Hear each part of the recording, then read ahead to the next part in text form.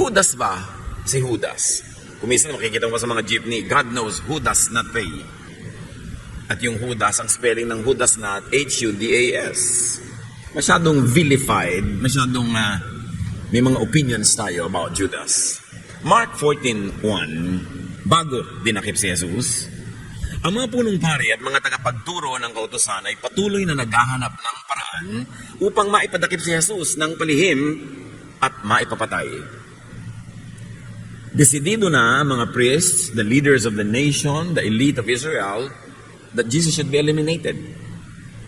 And the chief priests and the teachers of the law were the initiators. Silang mga kapural, silang mga nagpasimula at nagpasimuno ng ganitong ideya na si Jesus ay dapat dakpin at ipapatay. But they do not have in their power to give the death penalty because at the time Israel was under the imperial rule of Rome. And when it comes to matter like legal issues, like giving the death penalty, it was the Roman law that was obeyed, not the local Jewish law. Samantalang ang issue ni Jesus was a local Jewish religious issue, hindi pwedeng gamitin ang Jewish law against him kung gusto niyang patayin. Kailangan Roman law. That's why the priests and the officers of the nation wanted to charge him with something that will sell in the Roman courts. At ang gusto nila ay mabitay si Jesus, mapako sa krus, kaya dapat yun, rebellion. Dapat yun, a crime against the state. At yun ang pinag-iisipan nila kung paano gagawa ng ganung kaso laban kay Jesus. Mark 14:10-11, si Judas ay pumunta sa mga punong pari upang ipagkanulo si Jesus. Natuwa sila nang marinig nila ang alok ni Judas at nangakong bibigyan siya ng salapi. So buo na ang isip ng mga pari na ito nang pumunta sa kanila si Judas. Hindi si Judas ang nagbigay ng ideya sa kanila. Judas approached the priests who before then already had a plan. And Judas approached the priests who made an offer later after he had approached them for financial remuneration. So the issue of Judas really here is very intriguing. It was not primarily about money.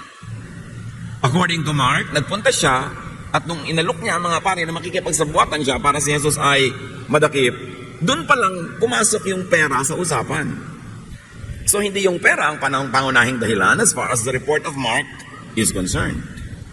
At nung naghahapunan na tinatawag natin ngayong the Last Supper, which was really should have been observance of the Passover meal, Mark 14:18-21, habang sila'y kumakain, sinabi ni Jesus, tandaan nyo ito, isa sa inyo na kasalo ko ngayon ay magkakanulo sa akin.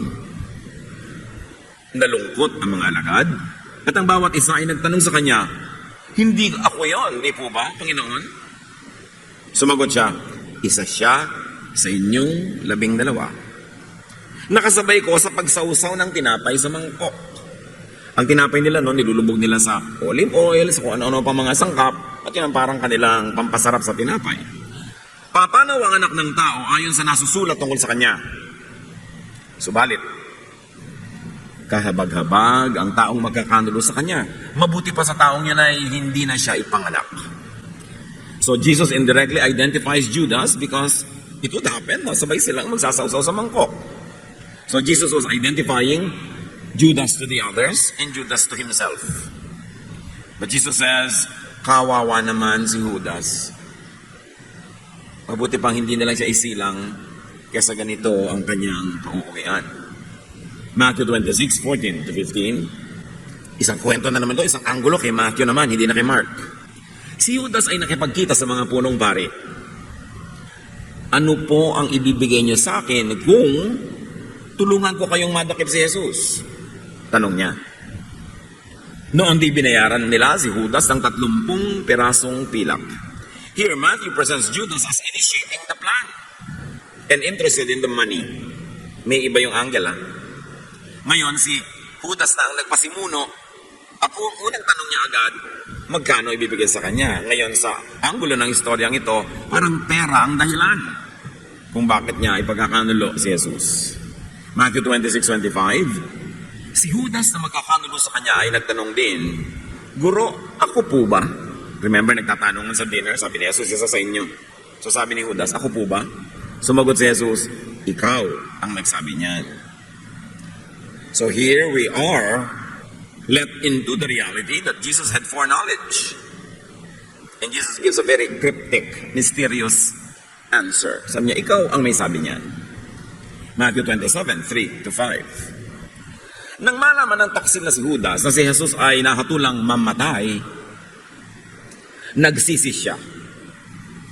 At isinauli sa mga punong pari at mga pinuno ng bayan ang 30 pirasong pilak. Sinabi niya, nagkasala ako. Ipinagkanulo ko ang dugo ng taong walang kasalanan. Anong pakialam namin sa'yo? Bahala ka sa buhay mo. Sagot nila. Inihagis ni Judas sa loob ng templo ang 30 pirasong pilak at pagkaalis doon, siya'y nagbigti. Aside from the allusion to money, the scriptures do not clearly reveal Judas's deep reason. Hindi sinabi ng kasulatan ang tunay na dahilan kung bakit si Judas ay nagkanulo kay Jesus. But clearly, we are told that Judas was shocked by the outcome of the arrest. It was beyond his expectation. Judas was truly, deeply sorry. And that he purposed to return the money. Talagang isusuli niya yung pera. So, malinaw na hindi talaga pera ang dahilan. Kasi ba niya isusuli? Nung hindi tinanggap ng mga pare, ibinato niya sa sahig. Hindi niya talaga inuwi uli ang pera. Judas acknowledged his sin, his mistake, and affirmed Jesus' innocence of the political charge. Nahatulan ng kamatayan, ibig sabihin, nagtagumpay yung mga pari na gawing political yung issue. So nagamit nila ang gobernador, ang Roman governor, si Pilate, to give the death sentence. Therefore, it could only have been a political charge. And that was rebellion, inciting the people to revolt, exciting the people so that they could riot. All those things, allergic ang Roman government. So hindi akalain ni Judas na yun ang ikakaso. Judas forcefully returned the money, then hanged himself. He died even ahead of Jesus. At pansinin natin yung mga pare. Judas came as a repentant. And when a sinner comes as a repentant, absolution must be given. Pag ang isang makasalanan ay dumating bilang nagsisisi, penitente, nagpepenitensya, paparusa sa sarili, tumatanggap ng kamalian, dapat bigyan ng kapatawaran. Hindi ko na nangyari. So, bahala ka sa buhay mo. Religiosity is no guarantee of inner goodness. In fact, misguided religiosity could even harden a person's heart, could make a person cruel when convicted in his mind that what he's doing is service to God. Luke 22, 3-5. Si Luke naman ang nagkukwento. Pangatlong version na ito. Noon na may pumasok si Satanas kay Judas. Kaya nakipagkita siya sa mga punong pari at sa mga pinuno ng bantay sa templo upang kanilang pag-usapan kung paano niyang ipagkakanulo si Jesus. Natuwa sila at pumayag na babayaran si Judas ng salapi. May bagong element ang anggulo ng kwentong ito. The plot thickens. And now we get to see the story from many points of view. Satan entered Judas before he decided to betray Jesus. Ang sabi sa verse 4, kaya't nakipagkita siya sa mga punong pari dahil pinasukan siya ni Satanas. That's why he did what he did. When he went to the priests, Judas was beside himself. Nawawala siya sa sarili. He was under satanic control. Luke 22, 31-34. Simon, another name ni Pedro. Sabi ni Jesus, makinig ka. Hiniling ni Satanas na subukin kayo. Hindi lang ikaw, kayo. Marami kayo. Subalit idinalangin kita specifically upang huwag manghina ang iyong pananampalataya. At kapag nagbalik loob ka na, patatagin mo ang iyong mga kapatid. It could have been Peter. Hiningi siya at ang kanyang mga kasamahan ni Satanas naligligin, subukan. Pero sabi ni Jesus, ipinanalangin kita. May ipapagawa ako sa iyo. Mawawala ka, pero magbabalik loob ka rin. At pag nagbalik loob ka na, patatagin mo yung mga kapatid. Sumagot si Pedro, Panginoon, handa po ako mabilanggo at mamatay ng kasama ninyo. Ngunit sinabi ni Jesus, Pedro, tandaan mo ito, bago tumilaw kang manok sa araw na ito, ay 3 beses mo akong ikakailan. So huwag mong sabihin yan, na mamamatay ka para sa akin, pupunta ka sa bilangguan para sa akin. Hindi mag-uumaga, 3 beses mo na ako na pepedrohin. O gusto sabihin, nahuhudasin. Diba? Yeah, pepedrohin mo ako 3 times. Judas will identify with me. You will deny me. Yun ang pagkakaiba. Ang gagawin ni Judas, lalo niyang ipapakilalang malapit siya kay Jesus. Hahalikan nga niya si Jesus. Ipapakita niyang close sila. Si Pedro naman, itatangkin niyang kilala niya si Jesus. You know the story. Hindi natin kailangan ulit ilitin yun. Pero pareho lang sila. Parehong mintis. Peter was prayed for some unexplained reason, Judas was not prayed for. Peter was to be restored. Judas was to kill himself. Hindi pinaliwanag kung ba't pinagdasal si Pedro. At hindi rin pinaliwanag kung bakit si Judas, hindi. John 13, 21 to 27. Pero bago tayo tumuloy doon, nakita niyo ang halaga na maipanalangin. Naipanalangin lang si Pedro, kaya hindi siya ang nag-Pedro, si Judas ang nag-Judas. Mahalaga ipinapanalangin natin ating kapwa. Lalo dumadaan sila sa pagsubok. Dumadaan sila sa temptation, sa maraming choices na pwede nilang gawin. Lalo't may nanggugulo at lumilito sa kanila, mahalaga maipanalangin. John 13, 21 to 27. Pagkasabi nito, si Jesus ay labis na nabagabag at nagpahayag sa kanila. Tandaan ninyo, ipagkakanulo ako ng isa sa inyo. Si Juan na ang nagkukwento, John na, pang-4 na version na to. Siya ang tao nga abutan ko ng tinapay na aking isasawsaw. So now, Jesus will give the bread that will signify na ito yung magtataksil sa akin. Sagot ni Jesus. Nagsawsaw nga siya ng tinapay at ibinigay yun kay Judas. So was this assigned? Binigay niya yung tinapay, therefore ikaw yung magtataksil sa akin. Nang matanggap ni Judas ang tinapay, pumasok sa kanya si Satanas. So ngayon, pagkatanggap niya na ibinigay ni Jesus, dun pumasok sa kanya si Satanas. Kanina naman, pumasok na si Satanas, kaya siya nagpunta dun sa mga priests.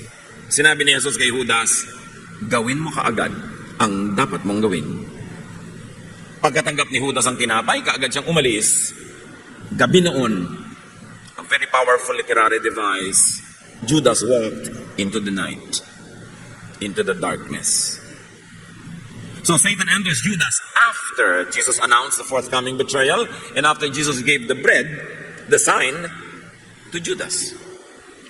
And very, very interestingly, Jesus commands Judas to do his errand. Kanya ko, anong gagawin mo? Gawin mo na. Gawin mo na agad. There was foreknowledge, affirmation, and even direction from Jesus. Yun yung 4 na Gospels telling us about the same story from different angles. Then in Acts, Peter throws his hat into the ring and gives a piece of his mind about the story.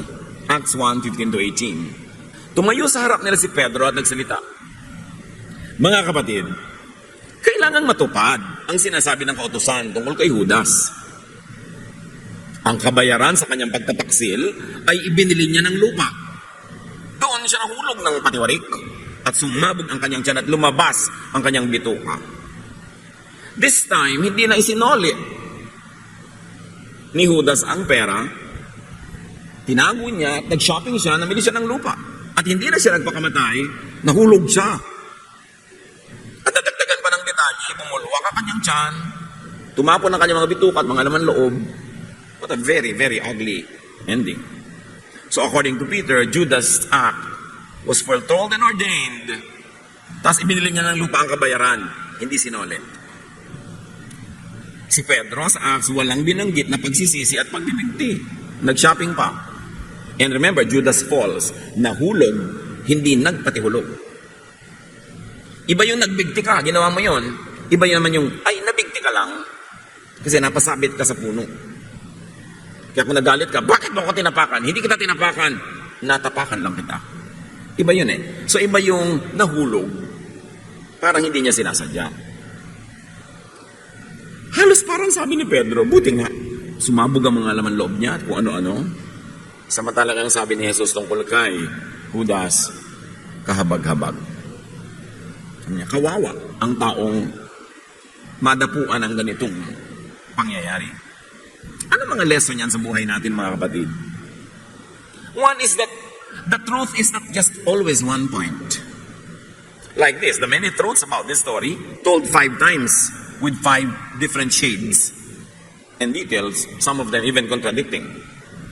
In our lives, you cannot base your decision, you cannot base your stand on just one point. Because the truth is not always just one point. Sometimes it is composed of 2 points, or 3 points, or 5 or 7. And your truth is not any of those points, but the connection among all those. At that point, the truth is not always just a dot, but a dash, or a line. Dapat hindi makitid ang isip ng gustong maghanap ng katotohanan. But what we see here is that the reports and the reporters do not agree on important details.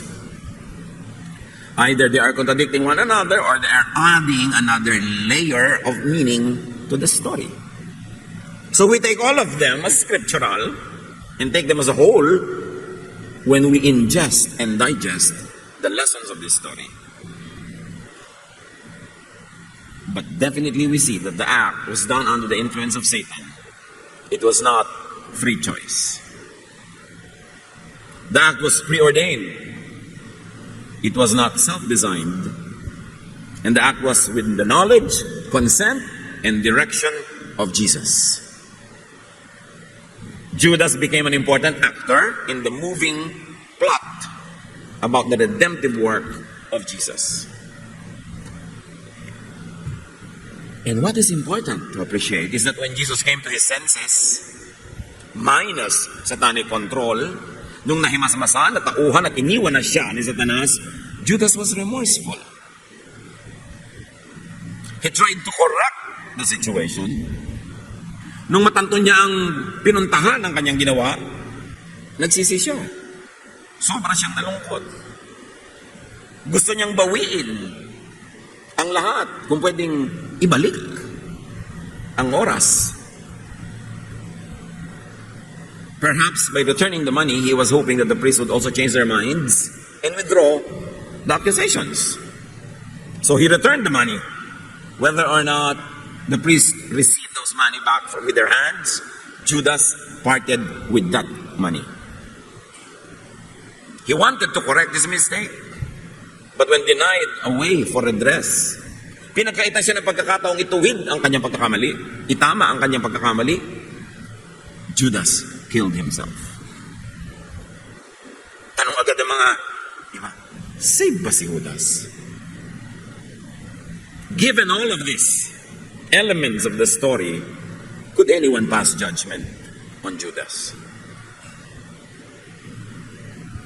Was Judas an instrument in carrying out the grand plan of God through Jesus? Ano kaya ang nangyari kung hindi siya nagtaksil at hindi nadakip si Jesus? Ano kaya nangyayari kung hindi siya natuloy ang crucifixion? Ano kaya mangyayari kung hindi nagka-crucifixion, hindi walang resurrection, hindi kayo nakaupo dyan? Hindi tayo sama-sama ngayon. As an unwilling instrument, like an actor with a script, and under satanic control, and even with Jesus' consent and direction, could Judas be charged with guilt? Pinasukan na nga yung tao ng dyablo. Sinabi pa ni Jesus, gawin mo na agad. Hindi naman sabi, huwag mo nang gawin. Paano pwedeng wag na? Yan, gawin mo na agad. Pwede ba nating akusahan si Judas?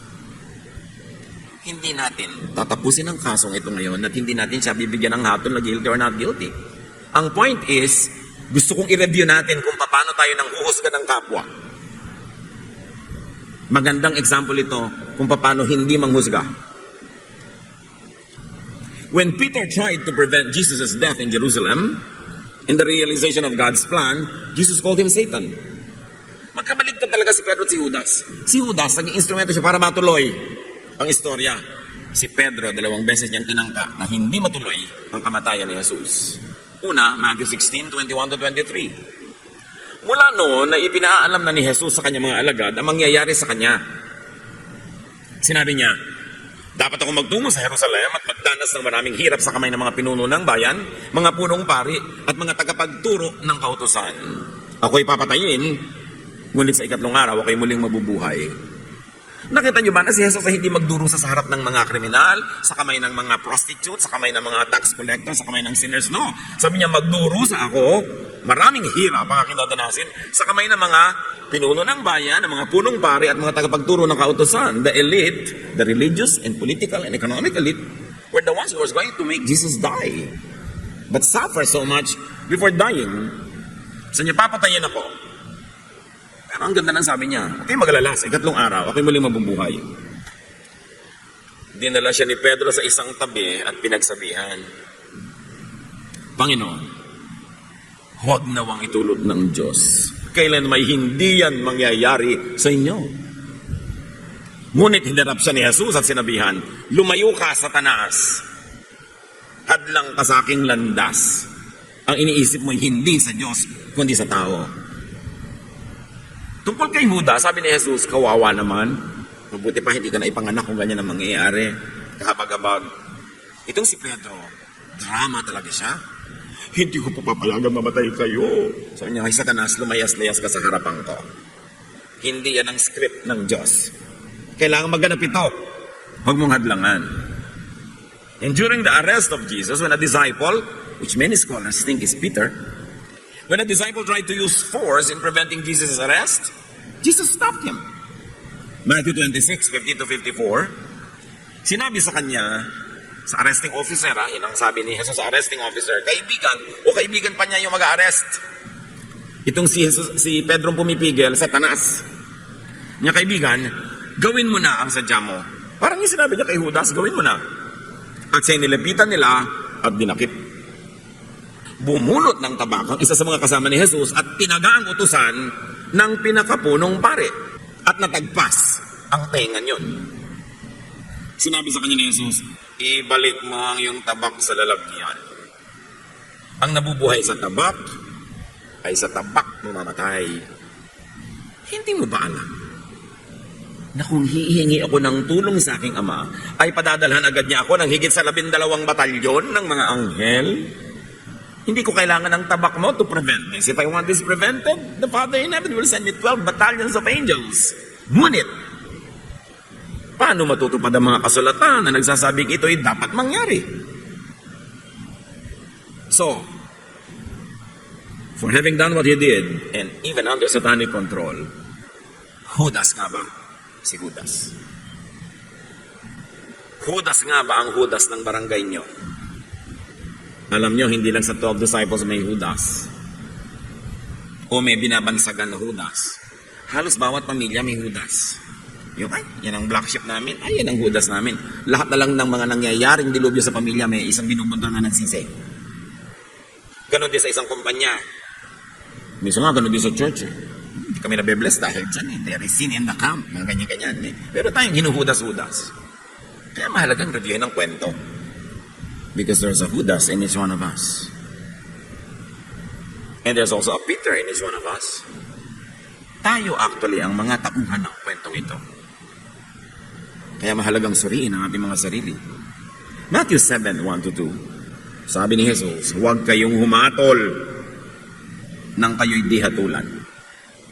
Sapagkat hahatulan kayo ng Diyos, ayon sa paghatol ninyo sa iba. At susukatin kayo, ayon sa panukat na ginagamit ninyo sa iba. Kung mahigpit ka sa iba, mahigpit sa iyo ang Diyos. Kung di ka nagpapatawad sa iba, di ka patatawarin. Mapagpatawad ka, mapagpatawad sa iyo ang Diyos. Kung paano kayo nanunukat ng kapwa nyo, yun ang ibinibigay nyo sa Diyos na the same panukat para sukatin din kayo. There are persons that people love to love, and there are those that people love to hate and to demonize. Pakaisipin niyo. Sa ating pamilya, circle of friends, sa ating social circle, madalas, meron tayong paboritong pagmukhaing masama. Siya ang may kasalanan ng lahat. Siya lagi ang mali. Siya ang dapat lagi ang sisi. Why? Because people tend to oversimplify situations. Like oversimplifications down to the story of Judas, but now you see how complicated it really was. Seeing it from 5 different angles. People demonize others because people tend to label other people in order to easily pass judgment on others. Labeling. Pag na-label mo na ang taong tamad, kahit may mga ginagawa siyang sipag, bulag ka na doon. Ang makikita mo lang yung magpapatibay ng yung label na binigay sa kanya na, tamad nga siya. Pag nilabel mo ng isang taong masama, hindi mo na nakikita ang mabubuting ginagawa niyan. Puro masama na lang para yung label na ibinigay mo, lalo mong mapatunayan. Kawawa ang matawag na Judas. Kawawa ang mabansagan ng kahit anong bansag. At pag labeled na, frozen na ang ID, siya na lagi yon. Kaya sa mga pamilya, kung minsan, mga maliliit pa kayo, mga teenager, may tinawag na ito, yung black sheep, hanggang katandaan na. Yun ang naka-assign sa kanyang role. Ayaw na nating mag-iba ng pag-iisip. Yung nauna, yun na lang. Kaya kahit may nag-aawa, yung mauna magsumbong, usually siya lang kinakampihan. Gusto niya, yung kaaway ko kasi masama. Masama na rin sa'yo. Galit siya, galit ka na rin. Kasi marami tayong pagsukat sa kapwa. Hindi naman natin talaga inaral. Minana natin yung damdamin, yung attitude nung nagkukwento. Tulad niyan, kaninong kwento, sa 5 kwentong ito ang nakatanim sa utak natin. Sa pag-isip natin tungkol kay Judas. Sana, yung ika-6, yung kay Jesus, yung sabi niya, kahabag-habag si Judas. Hindi madali na maging Judas. Because Jesus teaches us to not judge. Paulit-ulit naman yung Holy Week stories. Pero ang mahalaga, anong talab sa atin pag pinag-aaralan natin? Tulad ng kwentong ito, part of this Quaresma themes, may tinatawag, may nililabel, itinuturing ka bang Judas? By oversimplification. Dahil ba sa kakukwento ng anak mo tungkol sa kanyang teacher, Judas ang teacher niya? Judas ang classmate niya? Judas ang nanay ng classmate niya? Dahil kwento lang ng anak mo, nabidinig mo, syempre, siya ang bida. Lahat ng hindi niya kakampi, Judas yun. Dahil baka susumbong sa'yo ng asawa, nagiging Judas na ang nanay mo. Dahil basta kaungot-ungot naman ng nanay mo, yung asawa mo, nagiging Judas na sa tingin mo. Ano kaya dyan? Ang mga anak ng Diyos, dapat hindi kanya mag-isip. Because Jesus is truth. And truth sets free. May proseso ka ng pag-alam ng katotohanan bago ka mag-jump into conclusions.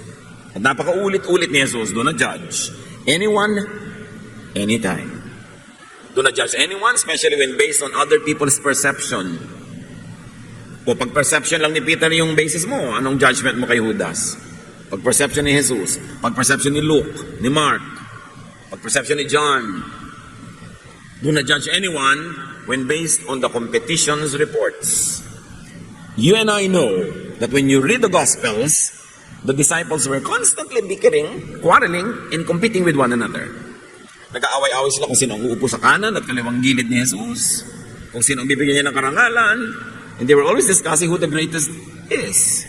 In fact, during the so-called Lord's Supper, they were arguing about who will be greatest in the kingdom of God. And now you are reading stories about Judas from the points of view of those competitors. They were not perfect. They were not disciples of Jesus because they were perfect. It is precisely because they were imperfect that they were called. Sabi ni Jesus, I did not call the righteous, I called the sinners to repentance. I did not call the great, I called the humble. So, hindi ko mo sinabi ng mga ito, yun na. At napakadali na bumato sa kapwa, magalit sa kapwa, manghusga, manglait, pag may hawak kang isang verse. Tulad nung kung hawak mo yung Book of Acts na sinabi ni Pedro, condemn mo na si Judas. Kung ang hawak ko naman yung verse na sinabi ni Jesus o yung verse na sinabi ni Luke, medyo magkakaroon ka na ibang pananaw. That's why the truth is not always just one point. And the truth is not always just one verse.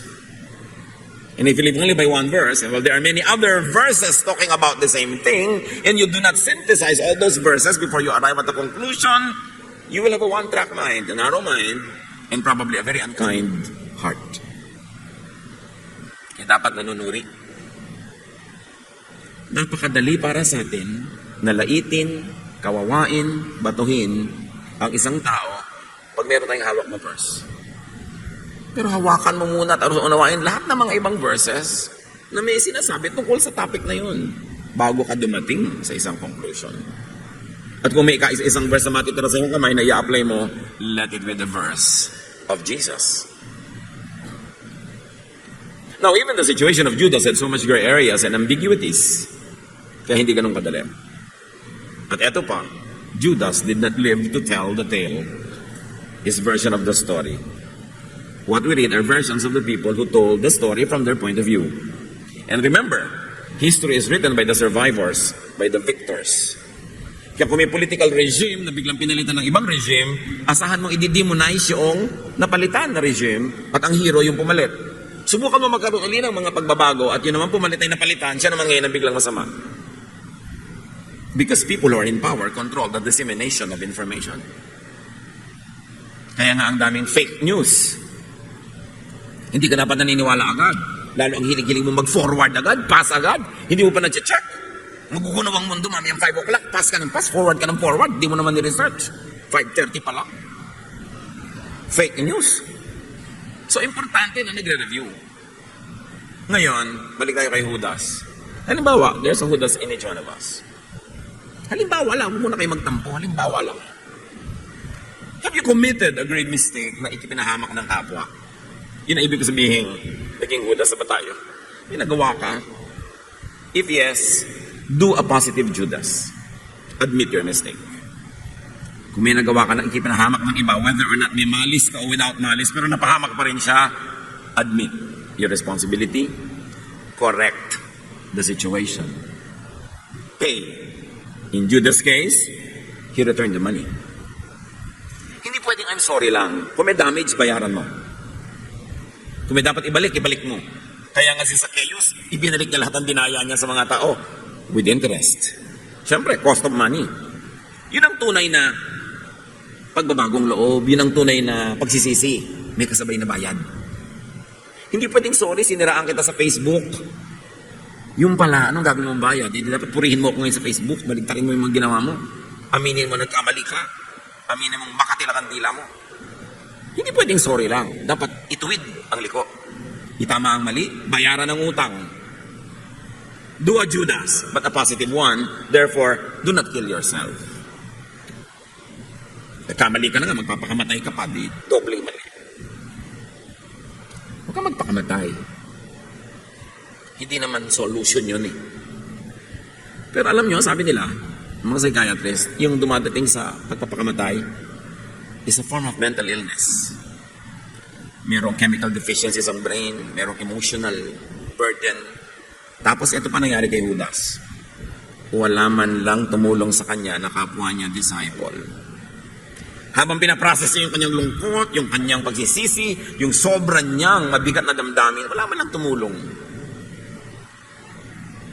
Siguro kung kilala niya si Pastor Gami, hindi natuloy ang pagpapakamatay. Can you imagine? Ang dami-dami niyang kasamahan. Wala siya natakbuhan. Tapos yung pinuntahan niya ng mga priest, religious leaders pa naman, sabi sa kanya, bahala ka sa buhay mo. Kaya natulak siya sa pagpapakamatay. One of the saddest ministries of pastors like me is to preside over memorial services for somebody who committed suicide. Hindi malaman ko sa kahuhugot ng comfort na ibibigay sa pamilya. Lalo't yung pamilya, sising-sisi. Naku, kung alam ko lang magpapakamatay, sinagot ko sana yung text. Kung alam ko lang magpabarel, dapat sinagot ko na yung phone. Sasamahan ko na lang sana siya magdamag. Kahit yayain niya ako sa low tide ng mga island, sasamahan ko siya. Kung alam ko lang magpapakamatay, idadrop ko ang ginagawa ko, pupuntahan ko. Yun nga, hindi mo kasi alam. Kasi ang bago magpakamatay ang tao, nagpapadala yan ng mga feelers, nagpaparamdam. Kung may tutulong lang kahit isa, maaaring hindi matuloy. Kung may ngingiti lang, uunawa. Walang nangyari nung kay Judas eh. But the question really is, why did Judas betray Jesus? What could have been his disappointment, his disillusionment that turned into anger? Many scholars believe that Judas was a zealot.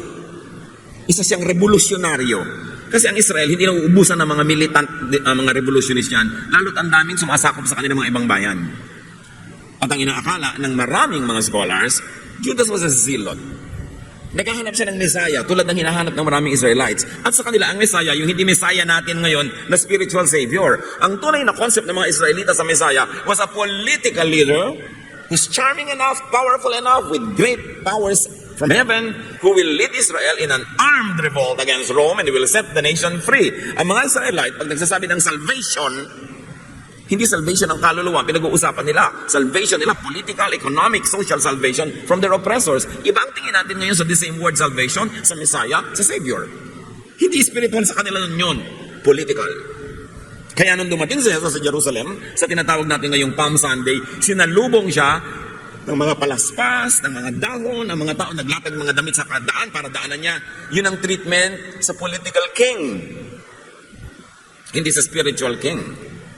They were thinking that Jesus, upon entering into Jerusalem in that very big festival with everyone in Jerusalem excited and ready for action, they thought he would lead or announce the beginning of a revolt.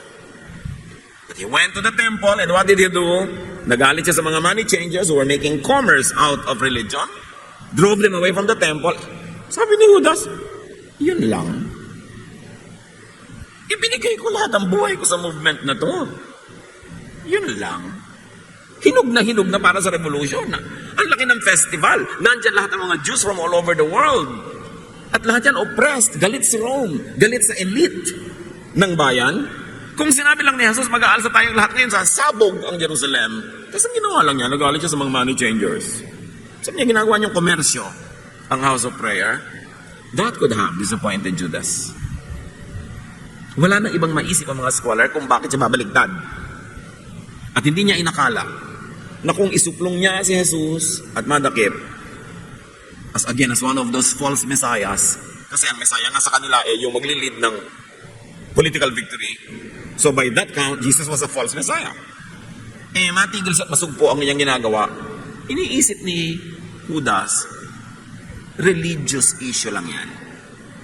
Ginawa ng mga paring political, nagkaroon ng death penalty. Sabi, lampas-lampas na to. Kaya nawindang si Judas. Hindi niya nakaya ang pinuntahan ng kwento. But don't forget, he was under satanic control. Whatever. The devil enters into one's heart through the openings caused by negative thoughts. Anong negative feelings ang pinasukan ni Satanas sa puso ni Judas? Maaaring disappointment that led to anger. Anong mga opening sa puso ng tao ngayon ang pwedeng pasukan ni Satanas? Negative feelings like envy, jealousy, hatred, fear. Yang lahat ng yan, ang iwinawak si Jesus, ang mga sabi niya, do not fear, do not be angry, forgive, be at peace, be at rest. Kasi pag sobra kang stress, sobra kang pagod, pwede kang pasukan ng demonyo. Sobra kang galit, di ka nagpapatawad, namumuhi ka, pwede kang pasukan. Nade-depress ka, pwede kang pasukan. Kaya lahat ng negative feelings, yan ang kalaban ng true spirituality. Kailangan ni Satan ang entry point. Hindi ka basta-basta napoposes kung walang papasukan. Kung walang kakapitan. Kaya dapat, kung ayaw mong tirhan ka ng tubig, para kang buko. Pag dumaan ng tubig, daplis ng daplis. Pero subukan mo na buko kang ang dami-daming buhok. Kung ma-imagine nyo ang bukong may buhok. Pagdating ng tubig, hindi aalis kasi hino-hold ng buhok. Ang baboy na hinuhuli pag mga piyesta-piyesta, contest, di ba? Pinapaliguan ng langis para dumulas. Ngayon, kung ikaw baboy, ang dami-dami mong tangkay, hawakan, ribbon, ang dali mong hawakan. At gano'n ang mga tao, madaling hawakan ni Satan pag marami mga ribbon-ribbon, tangkay-tangkay, mga negative thoughts, negative feelings. Madaling mademonyo ang taong negative ang pag-iisip. Nagtatanim ng sama ng loob, ng galit, nagtatampo. Di ba? Ang daming ganun. Pag nagalit ka nga, kuminsan, kung ano nung nagagawa mo, pagkatapos yung galit mo, nagsisisi ka rin. Pero, napasok ka na ni Satanas kahit lang 30 minutes o 5 minutes.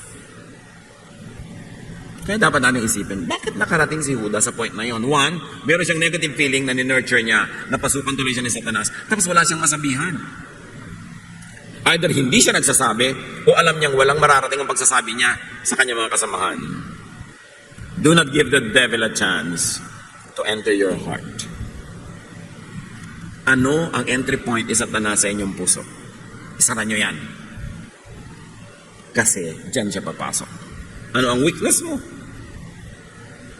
Ephesians 4:26 o 27. Kung magagalit man kayo, iwasan ninyo ang kayo'y magkasala. So pwedeng magalit, ha? Huwag ka lang magkasala. Huwag ninyong hayaang lumubog ang araw, nagalit pa rin kayo. Huwag ninyong bigyan ng pagkakataon ng diablo. Sabi sa Ingles, do not give the devil a foothold. So kayo mga galit sa asawa nyo kahapon pa, nalubugan na ng araw kagabi, tama na. Kaya pala may tumutubo na sa noon nyo na kung ano. Ha? Tagal-tagal na naggalit na yan. Mga tampo-tampo na yan, mga kung ano-ano. Nagkakakaliskis ka na, humahaba na ang iyong kuko. Kasi tinitirang ka na ng diablo. Kaya sari-saring maling desisyon, maling salita, maling kilos, niyo, huwag yung patagalin. Okay lang magalit. May nakakagalit naman talaga. Si Jesus nga, nagalit na sa mga money changers eh. Pero sa inyo, huwag yung patagalin. Ayusin nyo yan. At magpatawad kayo. Lalaya siya, pero higit sa lahat, lalaya kayo. Kasi ang hindi nagpapatawad, nakatali. Doon sa hindi niya pinapatawad, nakatali ka rin. Cut that, be free. And do not become a Judas, a negative Judas. In other words, do not be a candidate for satanic control. Now, mga kapatid, do not push people to self-destruction. Do not do a priest or do not do the disciples. Nagtulak pa. Hindi natakbuhan yung mga kapwa-disciple. Yun ang mga priest. Nag-iiyak na nga itong tao, ang gulo-gulo na ng isip. Sabi niya, bahala ka sa buhay mo. Allow people to correct their mistakes. Nagkasala ba sa inyo ang asawa? Napagtaksi lang kayo nun? Allow people to correct their mistakes. Nagkamali ba ang inyong anak, ang inyong magulang, ang inyong biyanan, sino man, ang inyong empleyado? Allow people to correct their mistakes. Do not drive them to hopelessness, to suicide. Minister to the confused, to the outcast, to the remorseful, the sorry, the mistaken, the repentant. That is what the people of God should do. But none of the other disciples ministered to Judas. Kaya ang tanong, nawawala, pero baka may kandidatong Judas sa inyong pamilya o community, konti na lang ang hinihintay at magbabaril na, tatalo na, magbibigti o lululo ng blade. Mahirap-hirap. Baka meron. Remember, it doesn't take only one person to make that happen. Gaano man kagulo ang kanyang isip, gaano man siya kalito, kahit konting liwanag lang ibibigay niyo sa kanya, magkakaroon ng kahulugan. Make a difference in people's lives. It is easy to judge someone who has already been judged by others. Kaya madali sa ating i-judge si Judas eh. Na-judge na kasi siya ng maraming taga-church. Na-judge siya ng maraming tao, pero ngayon sinusuri niyo talaga yung scripture. Are you ready to pass a judgment? Do not judge, even a Judas. And even if yourself, especially if you found yourself to have committed a mistake, ituwid niyo. But do not judge yourself. Aminin ang pagkakamali, ituwid ang pagkakamali, at bigyan natin lahat ng tao sa paligid natin nagkamali ng chance na ituwid yun. Do not be like the people around Judas. So may sagot na ba tayo? Judas ba si Judas? Kayo ang sumagot niyan. Basta ang sabi ni Jesus, with the judgment you pronounce, you will be judged. The measure you give is the measure you get. And apply that, not only to this classic Judas in the New Testament, but to all the Judases around that you probably have decided to call Judas. Dear God, teach us. Turuan niyo po kami sa komplikadong kwento na ito ni Judas. Na kung gusto niya naman talagang pasimplihin, madali. Pero bakit ito complicated? We take it as it is. And the lesson is for us not to oversimplify complex matter. Hindi lang black or white lagi. Hindi lang laging extremely right or wrong. Hindi lang laging up or down, in or out. Maraming anggulo. Turuan niyo kami maging maingat, lalo sa paghuhusga ng aming kapwa. Kung meron sa aming pamilya, sa aming mga paligid na malapit ng mawala ng pag-asa, Turuan nyo kami maging sensitive to minister. At sino man, Lord, sa mga taong narito ngayon, makikinig ng ganitong mensahe. Ang yung pala'y nagigipit na, nasusukol, nakukorner na, at gusto nang bumitaw, Lord, bless that person, send people who will minister to that person, at nang lumipas ang ganitong kadiliman, at maitawid siya at makarating sa liwanag ng bukas. Magbulay-bulayan natin ang leksyon na ito para sa ating mga personal na buhay. Spend some time in a moment of reflection.